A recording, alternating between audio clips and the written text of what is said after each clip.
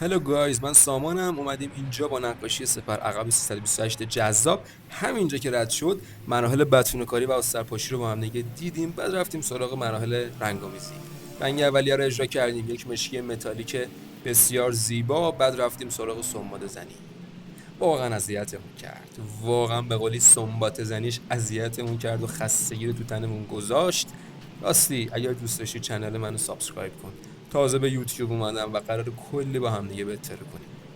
بعد از مراحل سنباده زنی رفتیم به مراحل اجرای کیلر شفاف، رسیدیم که تقریبا جزو مراحل آخر رنگامیزی سپرمون بود.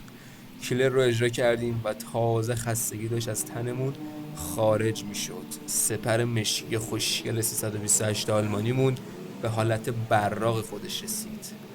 خیلی دوستتون دارم. تا انتها با من همراه باشید.